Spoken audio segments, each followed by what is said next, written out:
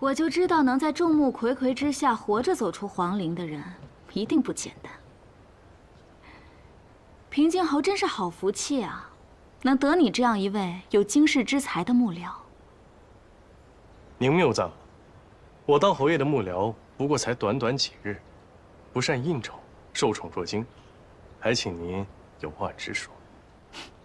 好，那我就开门见山了。我叫香岸图，是这间枕楼的主人。藏海见过香老板。咱们这是第3次见面了，我真是没想到，你刚来京城的时候还一文不名，现在却已经是平津侯府的第1幕僚。这短短几个月的时间里，你就升得这么快，我真是好奇，你究竟是用了什么样的手段，能够平地起高楼，一叶千丈啊？哪里，我只是运气好而已。这么说吧，我仰慕大人的才华，也与大人有过2次交集，自认颇为有缘。大人既然能做平津侯的幕僚，也不妨考虑做我枕楼的座上宾。不论是求财还是求名，他平津侯能给你的，我一样能给你。香老板这是要抢侯爷的幕僚？不可以吗？和我做朋友很划算的。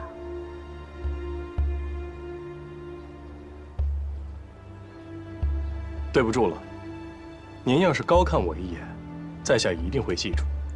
做朋友嘛，在下不敢高攀。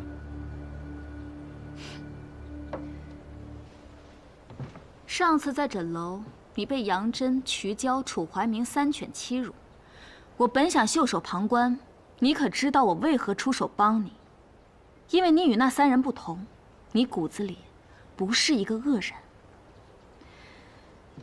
所以你更应该知道，平津侯是武将出身，杀伐之心自然不小。他疑心又重，你在他的手底下过的是刀尖上舔血的日子。所以我想问你，为何攀附平津侯，替他卖命？明珠蒙尘，我替你不知。香老板错爱了，我只不过是鱼目混珠而已。我所做的一切，不过是为了在10丈红尘里面找到一个安身之处罢了。说归说，可我看你志不在此。难道你想凭一己之力帮他重掌兵权，来证明自己的价值？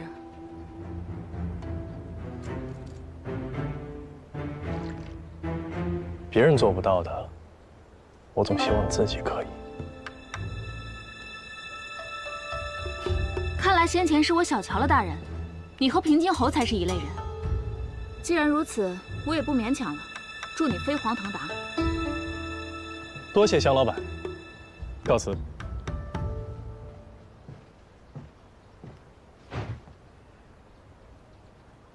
还请大人记住，在这京城里，你用得着我枕楼的地方，肯定比我用得着你的地方多。回头若是有难处来找我，记起今日的话，可不要脸红。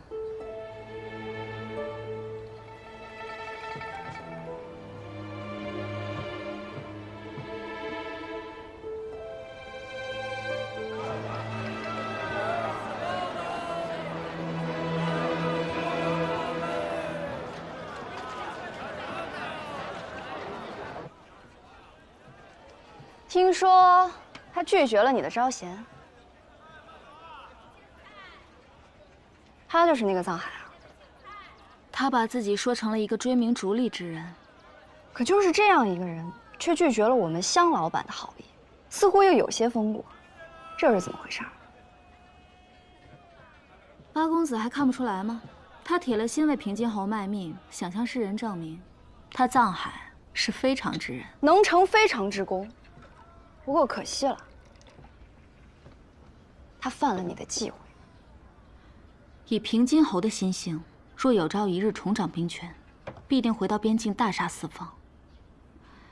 杨真只是个小人，不足为虑。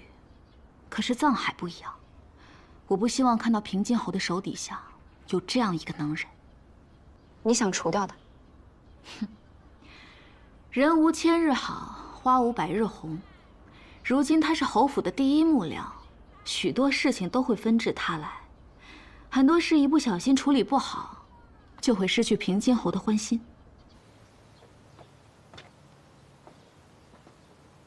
管家，哟，臧大人回来了。这些是？这些都是外人送的礼物，是送给您的。您现在不是侯爷身边的红人吗？所以他们都抢着巴结您，认识您呢。您看，盘螭勾云玉带钩，瞧这用料，这成色啊，这都是顶好的。给我来看看这个，来打开打开，这宋代的崔子熙的《琵琶孔雀图》。这一看呢，它就是真迹。瞧瞧，这枝叶呀、翎毛啊，是极富逸情啊，真的是太雅了。管家，为何这些礼单都没有落款啊？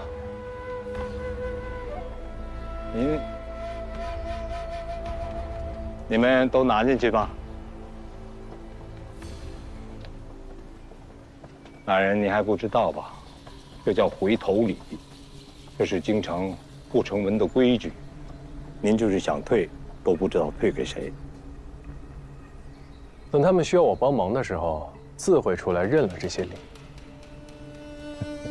大人聪明。侯爷知道吗？这东西进了侯府，那侯爷自然是知道的。侯爷可有说什么？哎呀，侯爷管不了这些事儿。既然礼物是送给大人您的，您就看着办，看着办吧。知道了，那这些礼我就收下了。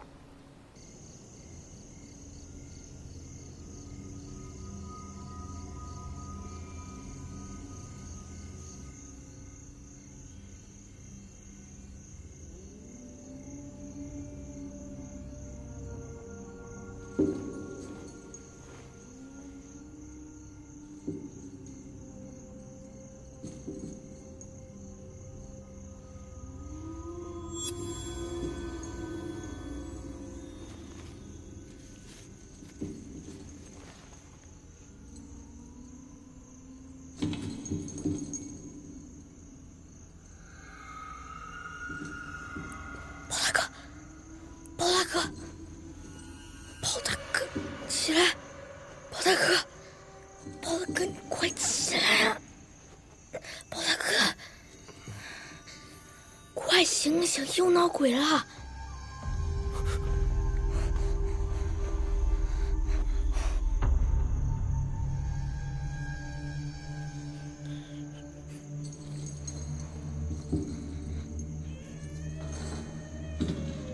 这会不会就是二人姐姐说的杀气？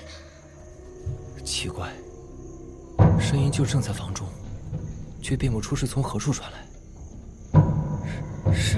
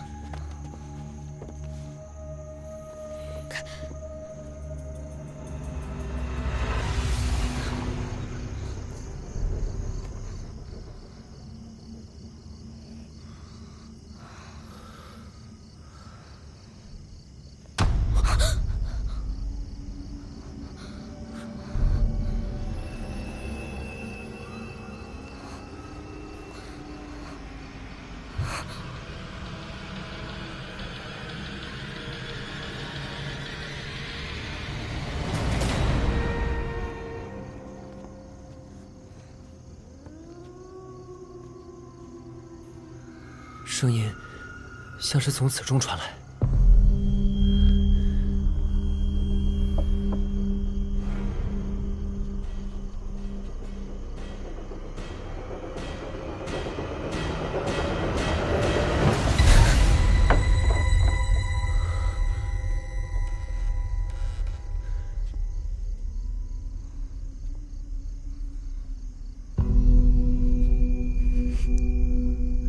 包大哥，你有没有闻到一股淡淡的花香？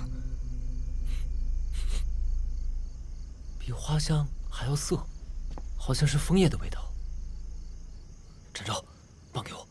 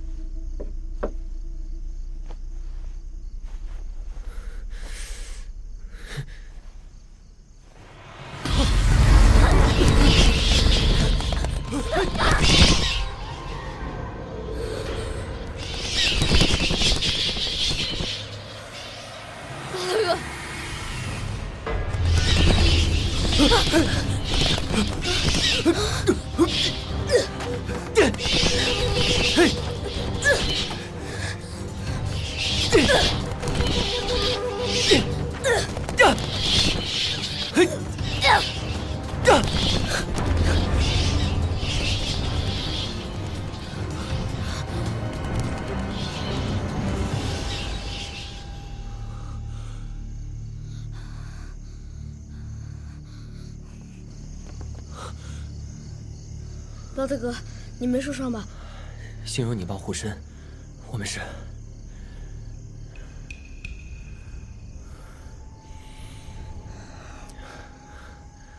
这柜中怎会有飞物呢？这房间闹的是鬼还是鸟啊？凑热闹的是鸟，闹别扭的则是鬼。说来说去还是鬼呗。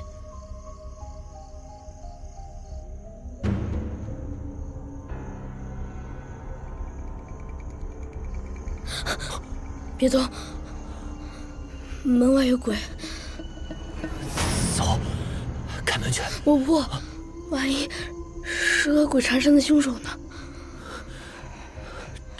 这样，展昭，我去开门，一会儿你就躲在我身后。我一旦大叫，你就拿你的棒捅他。好。走。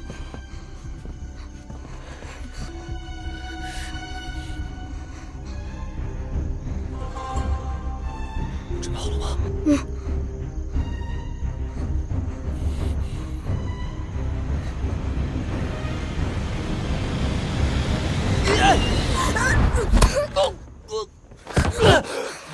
阿策，公孙大哥，你没事吧？没事吧？对不住，公孙大哥，我刚才以为您是凶手。你们无事就好。这怎像是被鬼打劫似的？鬼在何处？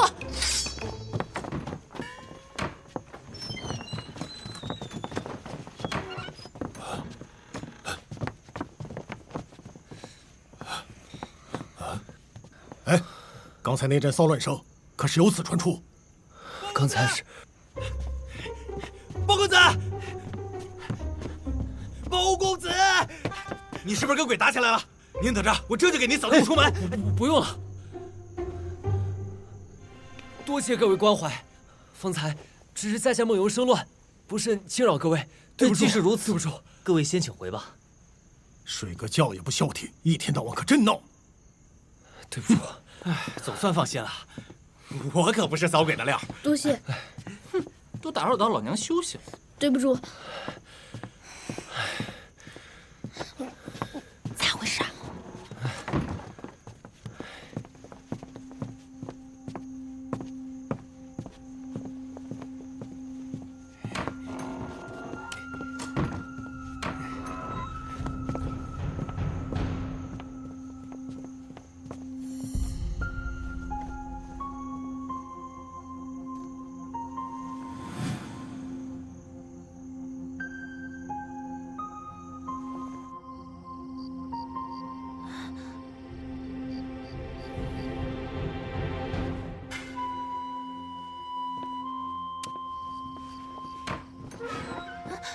哎，大半夜不睡觉，要往哪儿去啊？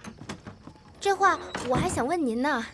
来来来，还说呢，都怪那包书生一场梦游，把整个客栈搅得风声鹤唳的，结果成了一出聚众夜游。原是你们庸人自扰，怎么能怪包公子啊？这心眼偏的呀，都快找不着男了。当初就应该给你起名叫朝天竹。哪有仰脖走江湖的？那得摔多少跟头呀？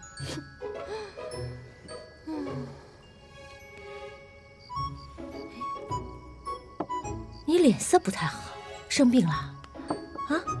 没有啊，大概是累的吧。哎呦，那就赶紧歇歇去。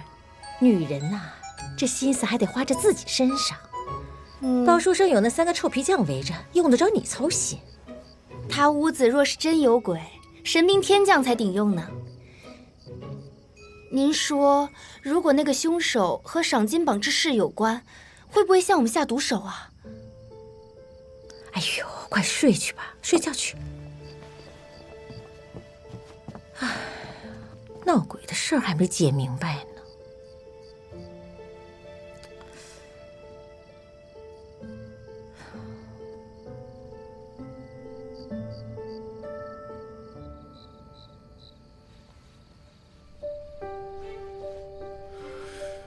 那废物来势汹汹，绝不会凭空杀出，必定有人恶意设伏。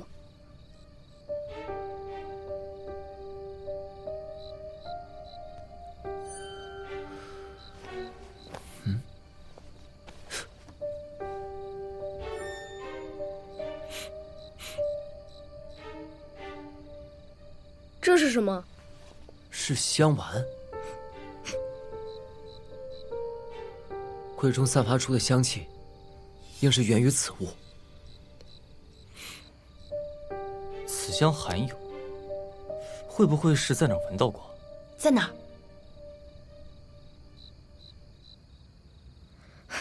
不定是哪个姑娘家一袋飘香，迷了公孙大哥的心，这他怎会记得清？你到底是喜欢过多少姑娘呀？童颜孽线，可真是白的不明不白。我就不明白，你怎么总是就见不得我白？哎，这香味一淡，像有似曾相识之感。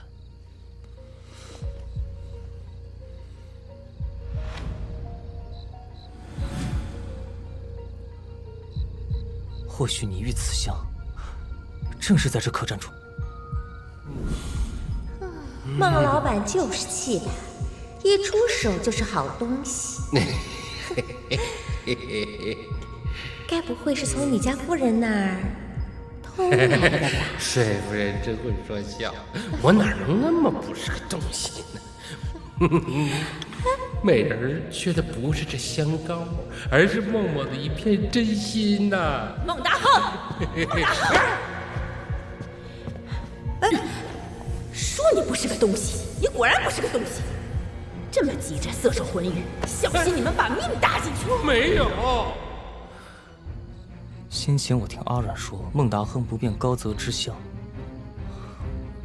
如今看来，孟夫人的胭脂才是其中之奇。的确，孟夫人夺回胭脂时，愤怒之余还有些许紧张，极像是护宝心切。不就是一盒胭脂吗？能宝贝到哪里去？风有枝儿香，平素稀见，而今忽如一夜暗香来，此丸恰似应时而生。如你们所说，香丸极可能是孟夫人之物，可她为何会被置于柜中呢？媚香抱秋意，此中有丹风。你是怀疑这股异香异气源于媚丹风？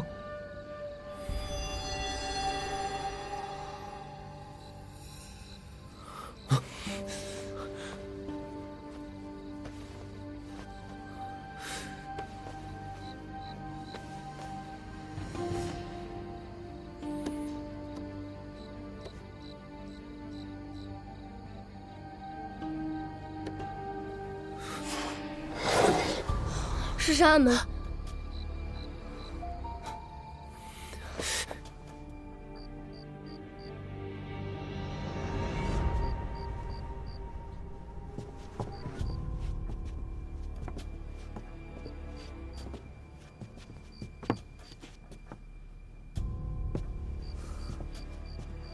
怪不得咱们房间经常闹鬼，原来一直套在杜贤房中。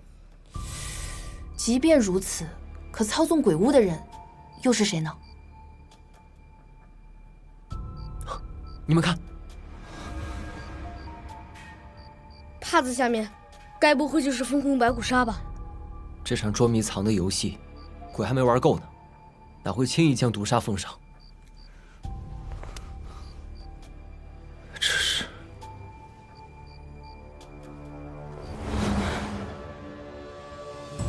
匿名信。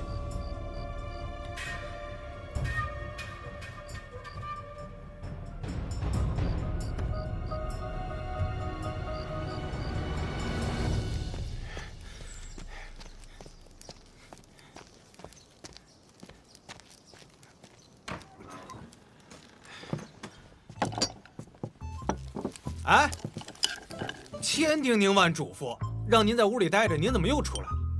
我是你主子，又不是你娘子，凭什么让你进屋藏娇？那破屋要是金屋，我都乐意为你而骄。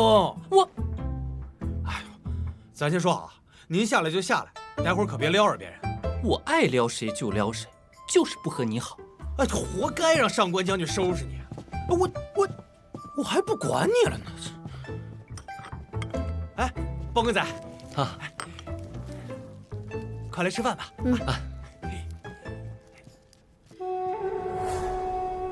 那迷迭香说来就来，也不知凶手下一个目标是谁。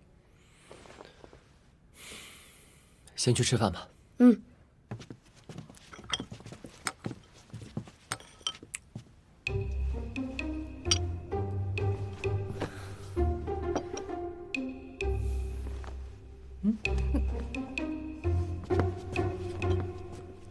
安然姐姐，你来的真早，快来，饭可香了呢。沈公子，早早。一夜之间已经长出这么标致的胡子了。这是在下向孟夫人要的，怎么样？是不是特别爷们儿？哎，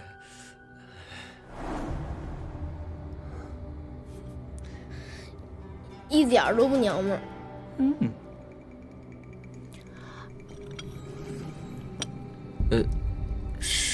沈公子觉得身体可有毛病？老娘好着呢，你才有什么毛病？包公子，多谢。来，多谢。包公子，您别理他啊。哎，我昨夜做了个梦，梦见您是文曲星下凡，这辈子您注定是做状元的料。何兄弟谬赞。哎呀，一晚上不见，包公子怎么还生分了呢？昨儿个都说好了，你要叫我二的。千穿万穿，马屁不穿，你个小二子糊弄鬼呢！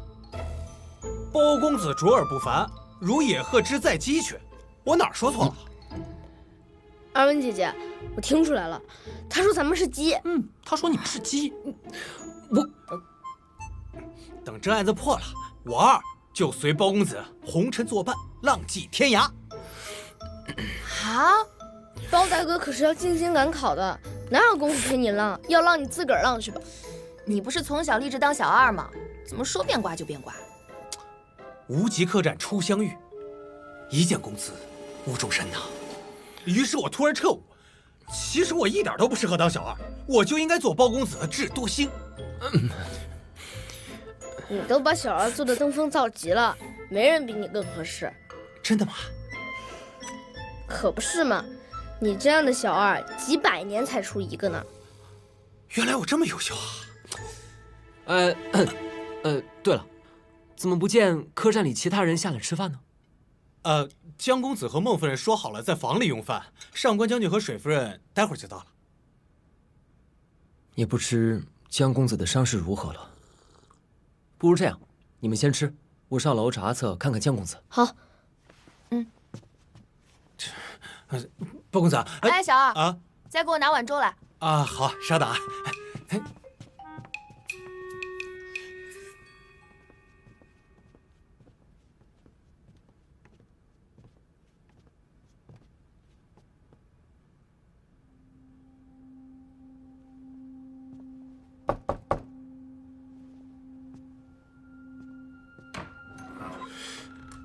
包兄，公孙兄，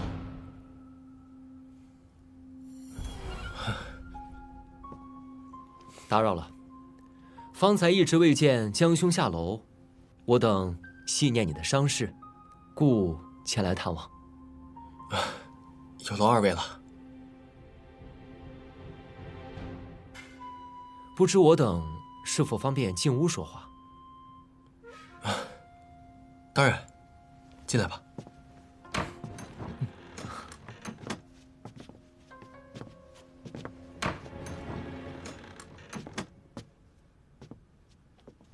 鄙人房间凌乱，二位公子见笑了。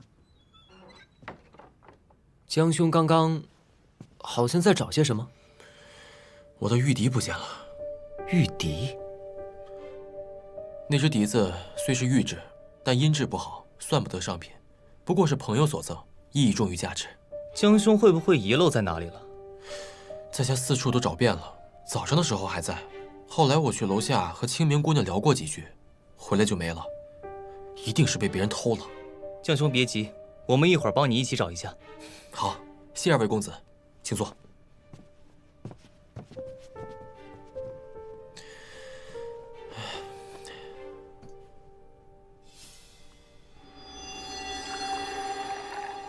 哟，江兄手伤颇重，若不仔细处理，伤口定会恶化。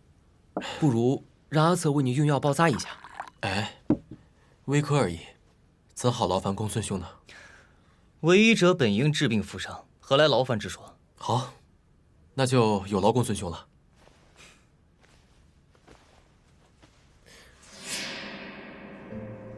哎，江兄手上怎会有如此厚茧？啊，在下家境贫寒，时常需要务农事。说来惭愧，自从江兄为血魂林中的獠牙鬼物所伤，在下便一直心有惴惴，唯恐那鬼物会突然奔袭无极客栈。哎呀，相比于有形鬼物，更使人惊心吊胆的，怕是无形鬼影啊。心不在焉，视而不见，听而不闻，食而不知其味，此谓修身在正其心。江公子以为呢？是啊。是故君子有大道，道善则得之，不善则失之矣。江公子以为然否？公孙兄言之有理。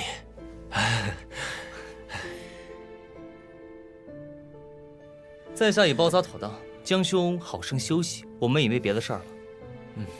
江兄玉笛丢失，不妨请何二和清明姑娘帮忙留意一下，我和阿策也帮你找找看。那就多谢二位公子。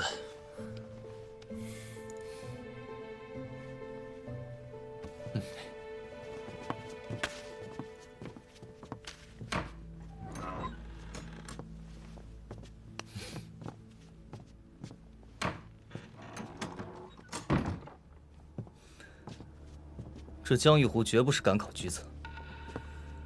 我先前只觉得他杂念太多，心思不正，便用修身正气心之言告诫，谁知道他竟完全没有听懂的样子。所以你才故意用错句来试探他。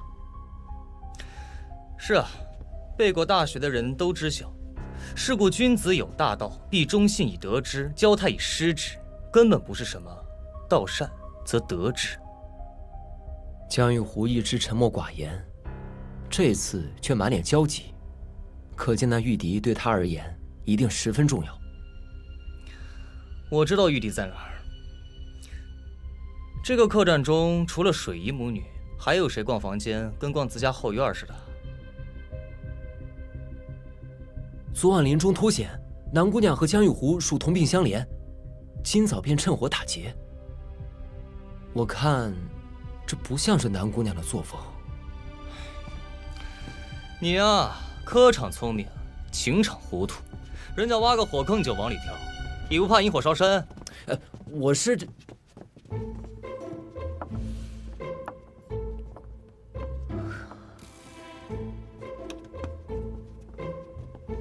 包大哥，南姐姐听你昨夜梦中惊坐起，一早就为你煮了安神极品，望眼欲穿的等你大半个时辰，这会儿正急着回炉加热呢。一片不毛之地，能煮出什么人间极品啊？小女子不才，论人间极品，可不敢与公孙公子争锋。此话怎讲？常人是血肉之身，公孙公子呢是醋口莲子心，一言既出，要么酸溜溜，要么苦滋滋。这极品本品呀，必非公子莫属。说得对，皮相上君子如玉，骨子里却年少轻狂。你就是欺负我魂书生见得少。二位侠女教训的是，但容小生多一句嘴，这盘珍馐若再端下去，可又要凉凉了。呀，你不吃饭了？不吃了。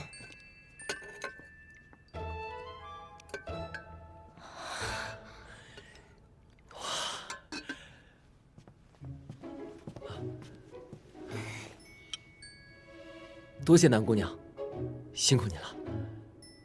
昨日历险，承蒙包公子不弃，区区此心如烹小鲜，不成敬意。包大哥，快尝尝，这肉被烹得活像碎石子儿。那是猪心，可治惊邪平心悸。虽说火候是过了一些，但它大补得很。猪心，猪心也是区区此心，是人是猪，他都没毛病哈。你闭嘴！先是猪蹄，再是猪心，你咋和猪杠上了呢？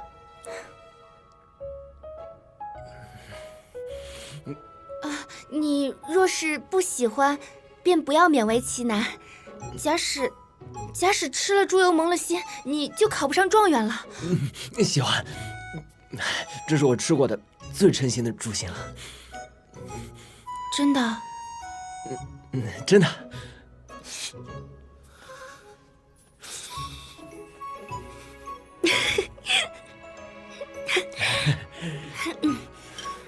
你喜欢就好，也不枉我被何儿敲了一顿竹杠。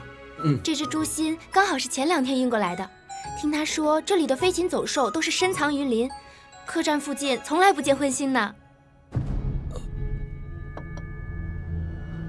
展昭、阿软，跟我走。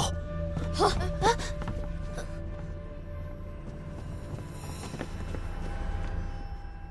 公子又来查我啦，你尽管问，我一定知无不言，言无不尽。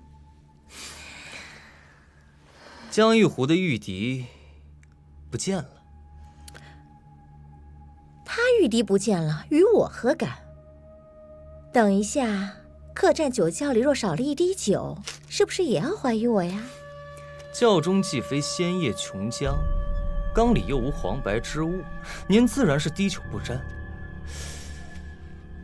这思来想去啊，这片羽毛应该也是自己从门缝里飞进去的。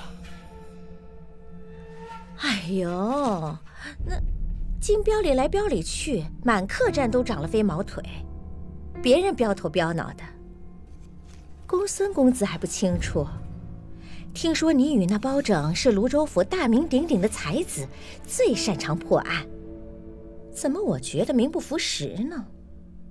做人留一线，我不欲与你撕破脸皮，但倘若你们不见棺材不掉泪，在下只好奉陪了。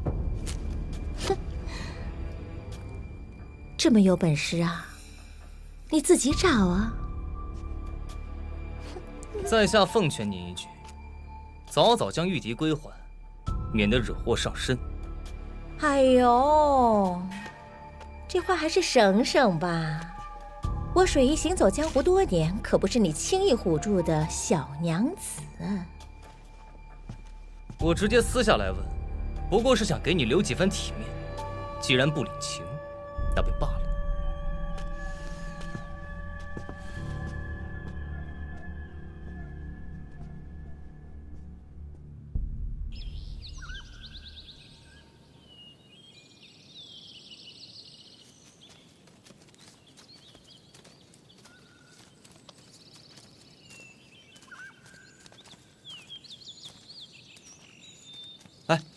江玉湖曾说他在昏厥时为獠牙怪物所袭击，可经我包扎观察，他的双手虽有多处擦伤，却无一处孽伤，更别提他还在手检一事上撒了谎。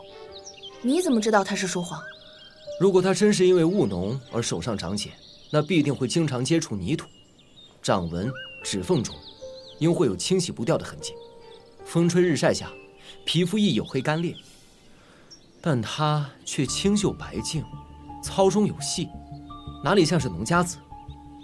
况且农人双手手掌常常均有厚茧，而江玉湖的左手几乎无茧，右手却手心茧薄，虎口茧厚。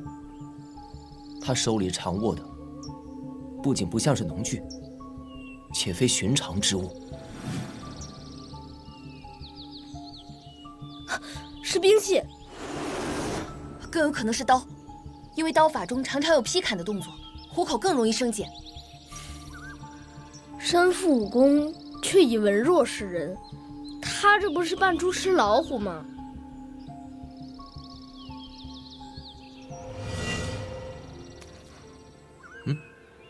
你们在看什么？总觉得有人在跟踪我们。你也感觉到了？嗯。